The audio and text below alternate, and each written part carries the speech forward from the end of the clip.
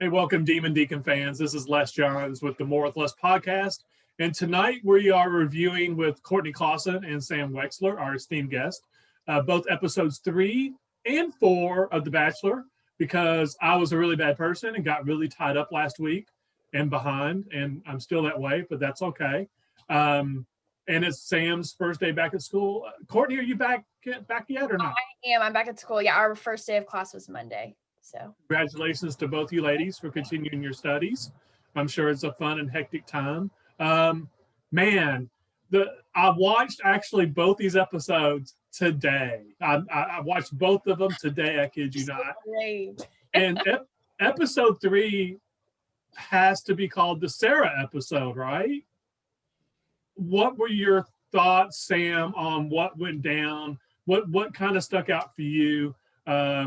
Like I said, it definitely was a Sarah episode. What did you see out of this? Yeah, it was interesting because I had networking Zoom, so I missed the first half on the night of. So I just watched the second half live, and I kind of felt bad for her when I was watching just the second half without seeing what had happened in the first half. I can see that. Yeah, my friends were like, no, don't feel bad for her. Like, you don't realize what's happened. And then once I watched the first half, it just made it make a lot more sense to me. But yeah, I don't know. I feel like she just didn't kind of understand the concept of the show. Like, there's a lot of other girls there too. And seeing her barge in on the different dates, I was like, oh, not great at all. But yeah, that was wild. And it really just took up so much of the episode. Courtney? Yeah, I was still sympathetic towards her to some extent, just because I did really respect the sacrifice that she was willing to make for her family, giving up her career and taking care of her sick father. And I thought that was very touching. But I agree with Sam that, number one, agreeing to go on this show, you're aware of the fact that there are 30 other women there. And also, by going on the show, you're acknowledging that you're going to be away from home for anywhere from a couple weeks to a few months. So it seems as though she didn't fully think about her decision before committing. Now, refresh my memory, even though I watched it just a few hours ago, the time that she interrupted with Matt was with Katie, right? Yes. Which is weird because Katie ends up being the one at the end of the episode that consoles her in some way. So and who would have thought that Katie would be someone, as this season has progressed, would be someone that you kind of like? Am I wrong? She made quite the entrance on night 1, and so you thought she might just be there for the giggles, but she's emerging as a legitimate contender, I think. And she's one of the few that have come across to me as genuinely likable, when I never would have expected that based upon the entrance. Yes. Yeah, she seems like a nice, kind, reasonable for going on the show. I don't know, but she's almost the adult in the room. Yes. Other than her entrance. Yeah, it's just, whoa. What a harsh contrast. Is it possible that she, and maybe I'm thinking too much about this, maybe she knows that her persona is actually more the adult in the room, and she knew she needed to do something to stand out right off the bat, and maybe that's what led to that insanity right to begin the show? I could see it, coming in with a bang, I guess. What's funny too is I didn't even put it together that that's who she was. I was like, who is this girl? Why is she relevant? And my friends were like, that's Vibrator Girl. And I was like, wait, what? She's nice. We like her. Yeah. What? Yeah. So funny. And that's funny because I didn't even remember what she looked like, didn't remember her name, just remembered the entrance itself. So the thing, as I made my notes through it, I said, I initially said neither Sarah nor Katie looked good during this, I didn't think. But I guess I was wrong, because Matt seemed to have a genuine connection to Sarah, despite everything that we saw and everything we felt as viewers. Was that concerning to you, Courtney? The fact that we thought this was just like, this is nuts. She's out of control. This is terrible. But yet Matt's like, yeah, I have a connection with her. Yeah, I mean, they did have the one-on-one. She opened up to him. She is, at least around him, she is a, very personable, relatable person. I think maybe because he wasn't on The Bachelorette and didn't experience that side of things, maybe he didn't quite understand how frustrating and rude it really is to crash another date. And maybe, I don't know if that didn't resonate with him as much because he was never in those girls' shoes. That thing seems so awkward. I mean, it just the whole dynamic there. They're sitting there having the one-on-one. Someone comes in, and then Katie comes back in as like, I want my time back, and it's just, well, I'll just sit here. It's just like cringe. And it's like, I made the note, nobody's looking good out of this, but I guess I'm wrong. Yeah, it's I guess the next note a couple of random notes I have on here is early in the episode, someone goes, it's a new week. And then somewhere later on in the show, they talked about having been on the show for 3 weeks, which for me, like 3 weeks away from like the rest of the world would seem like eternity. I mean, I'm a guy who doesn't take a day off for anything. To think about getting away for like 3 weeks at a time is just mind blowing. Maybe you all don't, you probably feel the same way, right? Yeah. I mean, can you imagine being away from anything that long? Well, and if I believe that they aren't allowed to bring cell phones or have internet access while they're on the show. So they are completely cut off from the world. Like, they're not supposed to be on social media, or like they have no contact with their families or anything. So it's just total isolation. I could see where you'd go insane. Like, it also doesn't seem like they're doing that much for it to have been that much time. Like, I'm someone, as you guys know, that likes to keep busy. I think I would go insane if I was just sitting there, like, talking to all these girls that are dramatic for like a week at a time. It sounds terrible and glorious all at the same time to not have anything to do for that long a period of time. You know, I can't wrap my head around it. And that's, like I said, that's a couple notes I made. I've got a note here about Rachel winning the group date. Trying to remember how that went down. Oh, was that the date where they all told the nasty stories, the erotic stories? That was so weird. I was watching at home in our basement, and it came on. I thought, oh no. And then my dad chose that time to come downstairs and watch with me. And I said, I don't really want you to do that, but yeah, I wasn't very pleased. I was texting Sam because I knew that she was like missing the first half. I said, oh no, this is not good. Don't not watch this with your parents. So your dad probably thinks that's all the show is. So well, I tried to talk over it. I was trying to make conversation. We were simultaneously we got this elliptical machine off of Amazon because we're not going to the gym or anything. So we were building it while we were watching the show. So that provided a nice distraction. But yeah. I could use an elliptical here at the house too, but that's another topic. I've got the words donkey invasion here listed. That was a pretty cool scene with all the donkeys, right? Definitely not expected. Who was on that solo date? is it Piper? No. Serena, maybe? Yeah, maybe. Yeah, Serena.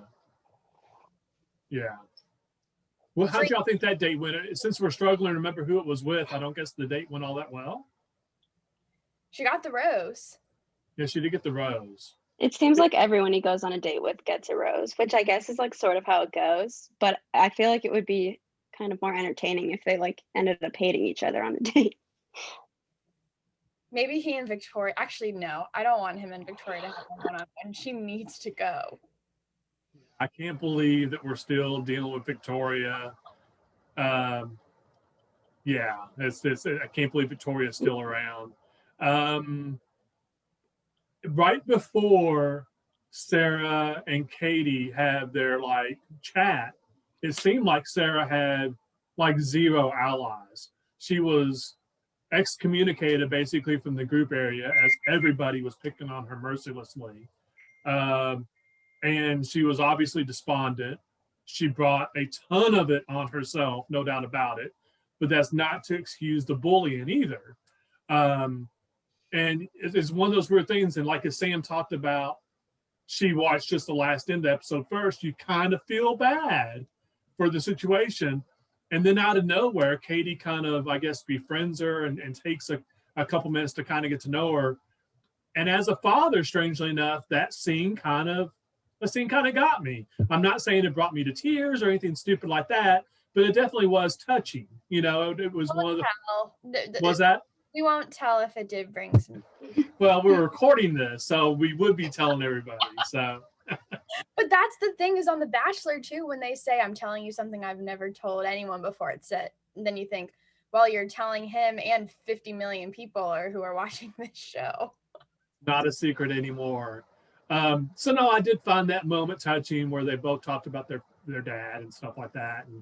And then did either one of y'all think that when Sarah like said her goodbyes and Matt was talking to her that Matt was going to maybe talk her into staying? Did either one of y'all think that was possible? I thought maybe, but I also was like, more of this. Like, I get it, and I definitely would be weird if like she then had feelings for him after their date, but like what you signed up to is what I just like kept having to go back to, that like she took the time so many different times that I feel like if I was one of the other people sitting there, I would be like, okay, this is so weird and annoying. Like I have not spoken to him once, which is also just weird to think about. But I definitely thought so, but I also felt like by that time he like kind of was getting it. Like, okay, I need to just like let her go. Like this can't keep happening. Cause like at a base level, she also was interfering with his ability to like meet all the other women and let the process play out, which isn't in his best interest either. Anything else about episode 3 we need to cover, Courtney?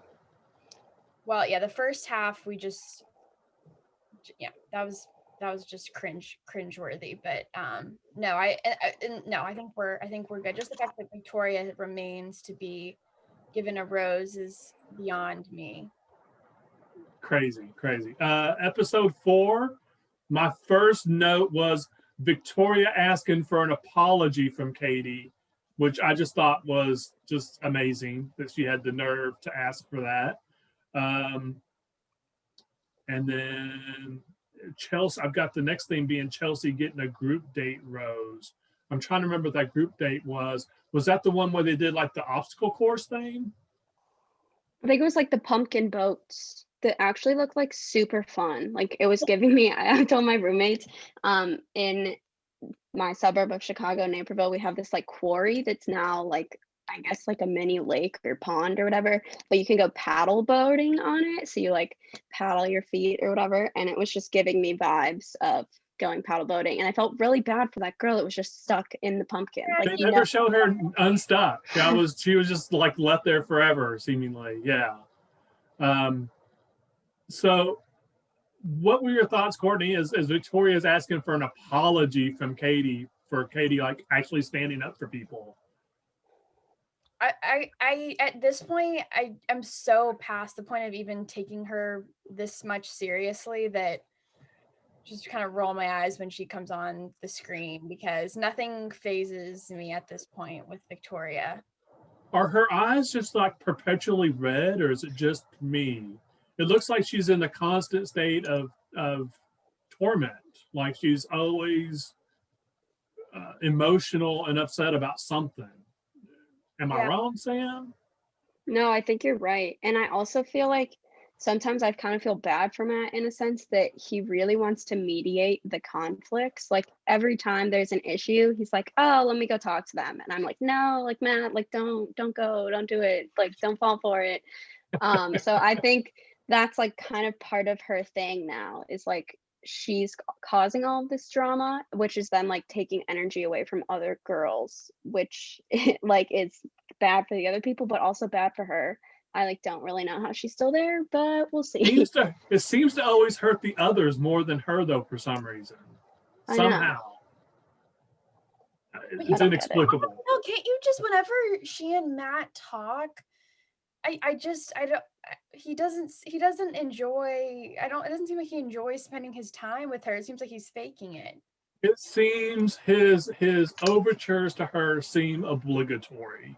It doesn't seem heartfelt. I completely feel like the producers want Victoria for the drama, and Matt's being drugged along with this. And I'm sure he'd have to deny it to the end of the earth. But there doesn't really feel like there's any chemistry there at all. The embraces with several of the other women seem genuine. You know, the kisses, the hugs, the touches, you know, the exchange of ideas all seem heartfelt and for the right reasons. But Victoria, it's like, I guess I'll hug. It doesn't seem. No, I can't believe she's still there. She led the villainous efforts toward the 5 newbies. I was just getting to the 5 new girls. I love the use of the word villainous efforts too. That's great, Courtney. That's awesome.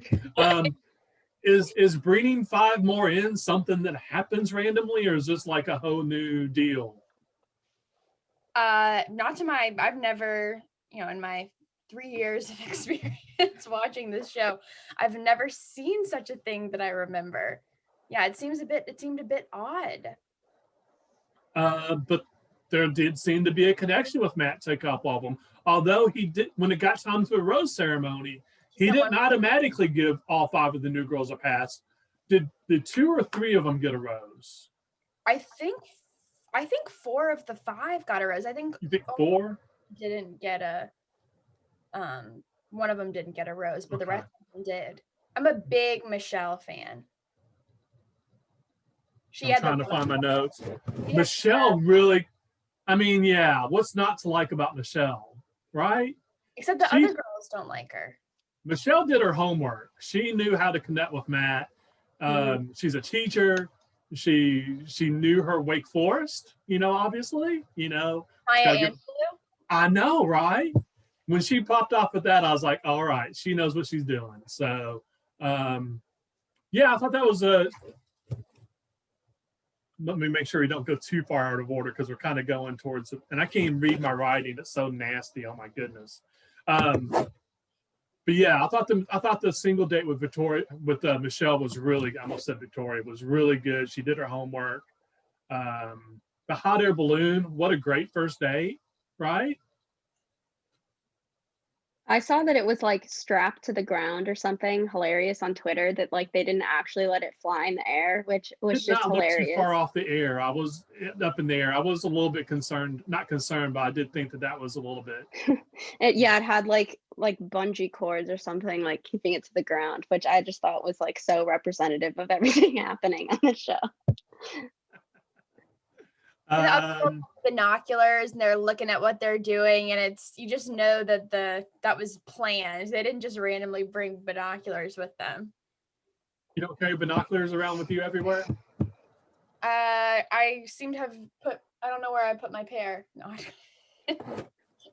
I've got a pair. Oh my gosh. Right here.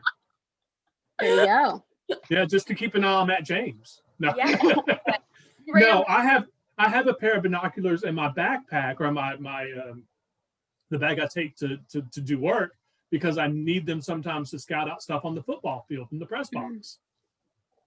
I had to do that when I was like tracking catches sometimes up there. I like put my binoculars and be like, oh, 81. They got it.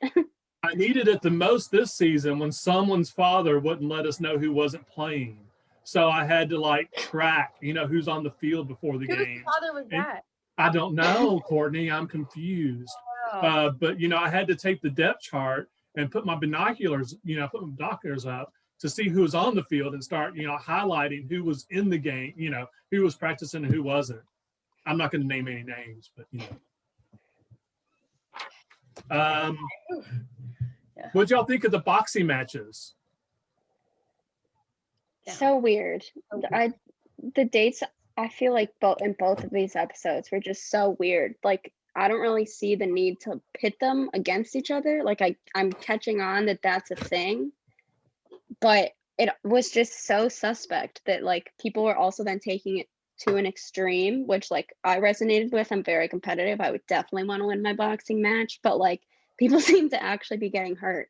I was like, okay, like this is not good. Like, please never do this again. I could see having a boxing match if it was like 8 people in it, and then they like went in rounds and had like an actual champion, and then the champion like actually got something from it. But what did it in and of itself, what did it accomplish except for, maybe get somebody hurt? Well, and they usually have some sort of physical competitions, particularly when it's the Bachelorette and there are like 30 men. And so I don't know if it's their attempt to, the sexist kind of portray the dates that all the women have are very different from the dates that all the men have, and maybe trying to close that gap. But to me, it's just, it even just perpetuates the sexist portrayal of these women, because they're not wearing boxing clothes. They're wearing, maybe those are boxing clothes, but they're not, they're wearing not a lot of clothes. They're, they stop them because it gets too intense. And so I don't know. I didn't like it. Have you ever boxed before, Sam? No, I have like on the Wii, like Yes, Wii the boxing. Wii, yeah. But that's it. And like some Peloton like arm toning classes with the people that do boxing, but I haven't like actually boxed. I feel like it wouldn't go well for me. It's just like my sneaking suspicion, I guess. Let me see, how did that episode wrapped up with Katie speaking with Matt outside and talking to him about the bullying going on. How did you feel that came off, Courtney? Again, Katie just continues to impress after night 1. We talked about, she stood up for Sarah.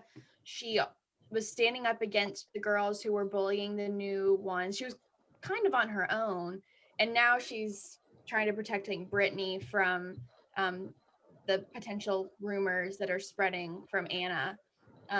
But I don't know if I see as much of a romantic connection with Katie and Matt, but she's like a homegirl. She's willing to protect the other girls at the expense of the friendship with others.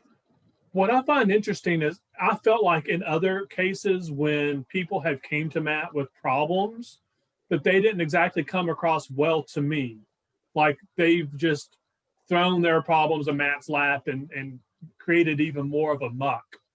I didn't feel that way with this one, though, for some reason. This one came across much more heartfelt and objectively looking to try to get the situation fixed, as opposed to just causing more chaos and make other people look bad. What did you think, Sam? Yeah, and I feel like part of that might have also just been like the timing and the way everything shook out. Like I think a lot of the people did that at the expense of other women's time, or like to kind of break up whatever was happening. But she kind of like ran after him when he was talking to like producers or people. But yeah, I definitely feel like originally I was like, oh no, not again. Like, why is he now settling all of these matches again?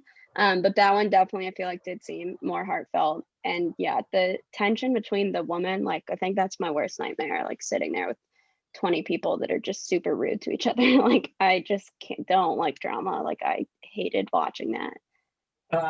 Speaking of drama, and I know that they produce these episodes hoping to get us to watch the next episode, but it does look like the next one that stuff's going to get real. It looks like complete chaos next week, and I'm here for that. It looks like it's going to be fun to watch. Me too. I'm here for it too. Yeah. like I'm I don't like real drama. I avoid it like the plague. So other people watch Bad choice of words right now, Courtney. I'll avoid it like the pandemic. But yeah, watching it on TV is much more enjoyable than I don't like it in real life. So I found myself, because I had so much on my to-do list today, I quite honestly, halfway through episode 3, was like, man, why am I doing this? I'm a glutton for punishment. I really should be writing this. I really should be doing that. But then by the time episode 4 was wrapped up, I'm like, when's episode 5? I'm ready now, because I think it's going to be fun. Sam, correct me where I'm wrong. I feel like, I don't know, I just have this sneaking suspicion that like things are gonna shift. Like I feel like this could be the Victoria moment. This is depressing, but I had a dream after watching episode 4, which tells you that this is not healthy for me. I also have like nothing to do last week, so I just was just sitting there. I should have called you, Sam. I had plenty to do. I could have found some task for you to help out with. You could have put me to work. But yeah, I had a dream basically that all the girls turned on Victoria. So hopefully that was foreshadowing. So I like that. We'll see. One more thing about Victoria. I cannot believe she took the crown off the new girl's head. I can't remember the new girl's name, but she took the crown right off her head. Yeah, Catalina's head. What was she? Miss New Mexico or was it Peru? Miss anyway, some sort of beauty queen, and she just took that right off of her head, and it was very cringy. What are you doing? It's terrible. So okay, anything else anything on your notes we've left out, Sam? I just have in all caps, like, why are there more people? So I think that was just kind of my main takeaway. Like, this whole show is just so confusing. There's enough drama, and then they just threw in more people. So yeah, things are definitely going to explode. So we'll really just see what happens. I think Matt was wondering the same thing. So why are there more people? Courtney, anything on your notes that we've not covered tonight? The only thing is I've been seeing the social media response to the episode is a lot of it centered around Anna's, the way she talks, she's I don't know how she does it, but that was just, she has this particular way of moving her mouth when she talks that's interesting. Did you notice that at all? Something with the teeth and with the eyes too, and the way it kind of like slanty or whatever. Yeah, it was definitely interesting. And she didn't come off too well in this episode at all, obviously, spreading rumors about it. And that was one thing I had on my notes is like, how do you find out these rumors? How did that even, I guess it did kind of talk about a little bit more that she'd heard from some friends. I guess the girls know the other girls who were in the potential pool, I guess. But I thought it was really odd for her to have rumors about another contestant, especially considering what you said, Sam, in terms of they don't exactly have communication devices or social media on site. So it just seemed really weird to have like rumors about one of the contestants. I kind of feel like she might have like quite literally just made that whole thing up. That's like, what I was kind of thinking. It was weird. Like the way she phrased it was kind of like, oh, like now you're here and like my friends told me XYZ. But I was like, how do you know that? Like you don't have your phone. And like, I don't think that's something that you just have stored in your memory bank. Like if you ever see this person, like remember this thing. Like that's not a thing people do. They didn't know that any new people were coming. So that does not add up. I didn't think about it. So, if memory serves, the basketball Deeks have a game next Tuesday. So we will reconvene late Tuesday for our Zoom. We'll communicate about when that will happen. Thank you, Wake Forest fans, to listen to us ramble on about The Bachelor episodes 3 and 4. We invite you to be back next Tuesday to watch us recap what should be an insane episode 5. Thank you, Courtney. Thank you, Sam. Thank you, Deacon Nation. Thank you. Bye.